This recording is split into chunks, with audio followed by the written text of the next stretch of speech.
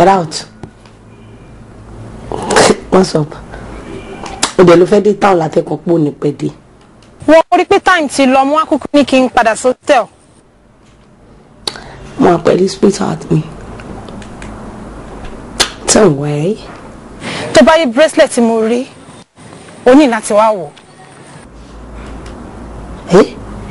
Níbo ló ti rí e? Níbo ló ti rí bracelet e? Ṣó fine? Ìwọ yé rí nǹkan yìí. Okay. Máa wá wò. Ibo gangan ló ti rí e? Lucky girl, mo ń bọ̀ àwọn bracelet náà. Okay, mo ti gbọ́. Okay o. All right then, no double. Máa rí ẹ later. Take care. Jọjọjọ bá mi ṣe Indomie, jọjọjọ. All right then. No double.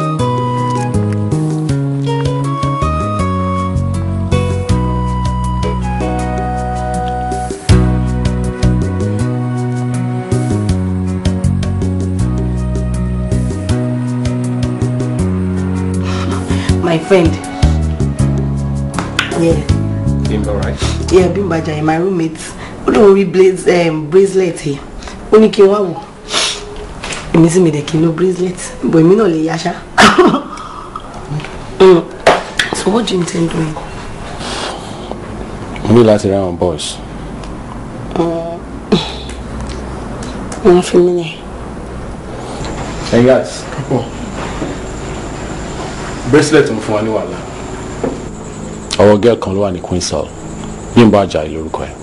Pé bracelet ẹ̀. Ọwọ́ èèyàn kan ló wà. Ó dà kó rí. I told you. Mo sọ. Mo ní kíni yẹn jábọ́ lọ́wọ́ mi ni. Bo ìwọ ò gbọ́. Ọwọ́ ẹ̀ ló wà o. Ọwọ́ ẹ̀ ló wà o. Ọwọ́ ẹ̀ ló wà o. I'm sorry. Sorry. Sorry for yourself. Ewo. Eje ká yọ sí. Eje ká lọ bá. Eje kó gbà wá lálejò. Nah. Mo fẹ́ kẹ́ jẹ́ ká relax.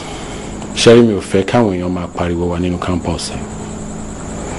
Ọgbọ́n tá máa lò. Okay. You, mo fẹ́ kó bá mi sọ fún Malik rẹ̀.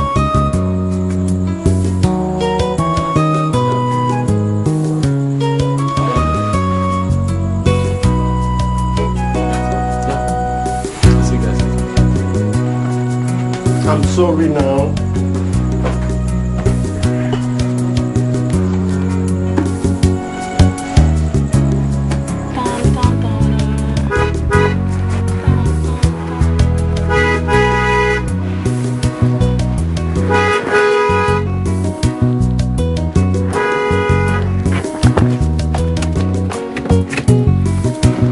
Hello, gentlemen. Ṣé ẹ gbọ́ pé mọ́tò fẹ́ kọjá ni mo dẹ̀ on fún yín látàárọ̀ àbí kí ló máa ń ṣe èèyàn tẹ́ máa ń ṣe báyìí ná tó bá yẹ pé màálù ló ń bọ̀ nsìn ẹ ti sáré kúrò lọ́nà ẹ́. Gentlemen, hello.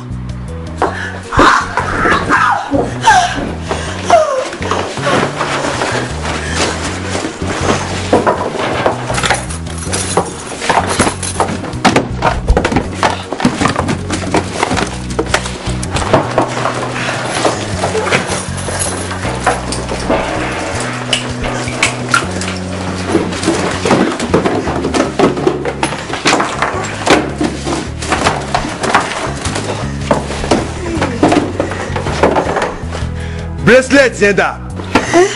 Mi ní bracelet yẹn dà.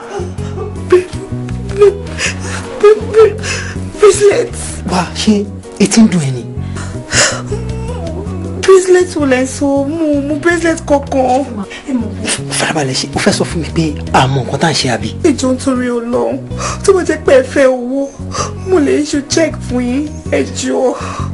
Àwọn ìdílé ìsọ̀rọ̀ kò fi bíṣà níbí.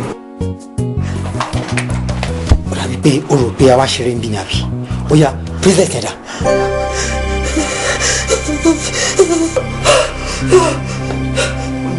Fi ara balẹ̀ gbogbo nǹkan tó ń ṣe yẹn kọ̀ọ̀kan ni. Ṣé o fẹ́ máa pretend fún ara yìí? O fẹ́ máa pretend. Bracelet yẹn dà.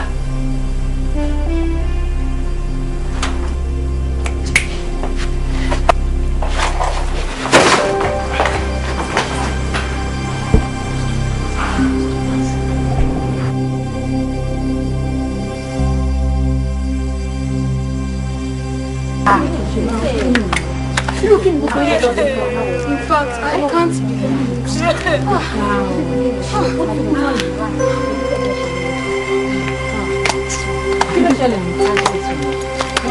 Àwọn olè ló ń wọ́ kínú cell.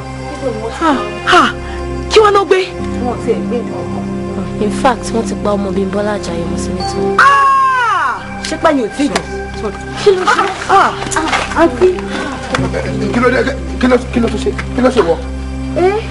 Báwo ló ṣe jẹ́ sí báwo ló ṣe jẹ́ sí ẹni tí wọ́n pa? Namesake ni wọ́n, Bímbọ́ Àjàyí lòun náà ń jẹ́ sá. Okay, it's okay. Ó mọ tó máa ṣẹlẹ̀ ń sìn. Card mi lélẹ̀.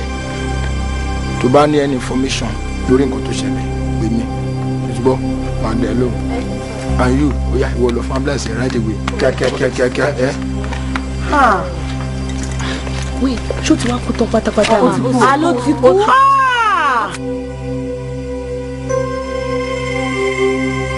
But báwo ló ṣe ṣẹlẹ̀ gangan náà? Pàdí mi àmọ́ ó dàpọ̀ ọmọ yẹn ní heart attack tẹ́lẹ̀ ni o.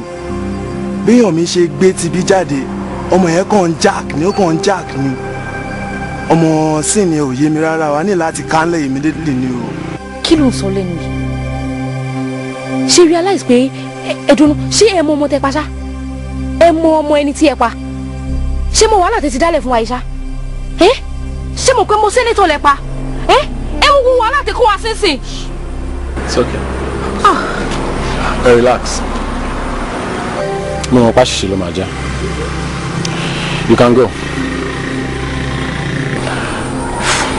Okay, not to worry. You go.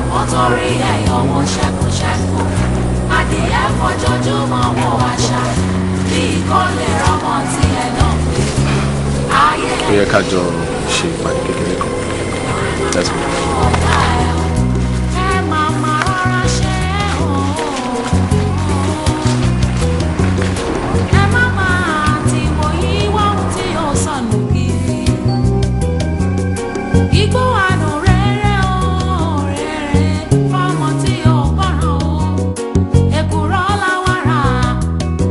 Ọmọ ẹran wá wọgbá ó di gbàǹjo.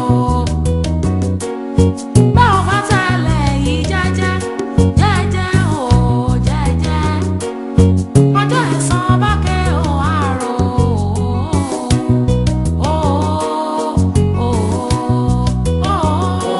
Bùkọ́jọ́ wúwa kò títí, ó torí ẹ̀yọ̀ wo ṣẹ́kúṣẹ́kú. Adìyẹ fojoojúmọ́ wo àṣà. Bí kò lè rọmọ tí ẹ náà gbé.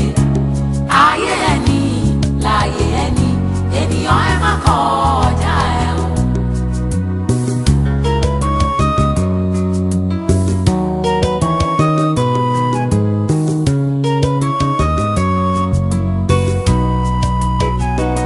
Ìgárá ọlọ́ṣà ẹ lọ jáwọ́. Ajá lójú onílé ẹ ó gbèrè ẹ̀san o.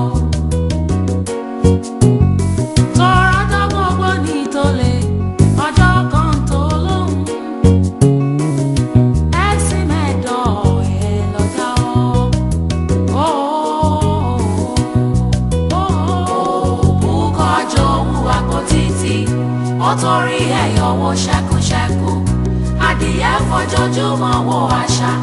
Bí kò lè rọmọ tí ẹ náà gbé. Ayé ẹni láyé ẹni, ènìyàn ẹ má kọjá ẹ o. Òbúkọjọ́ wúwa kò títí, ó torí ẹ̀yọ̀ wo ṣẹ́kúṣẹ́kú, adìyẹ fojoojúmọ́ wo àṣà. Bí kò lè rọmọ. Èyí ni ìròyìn ní ṣókí tí ó ń dé sí etí gbọ̀yìn láti iléeṣẹ́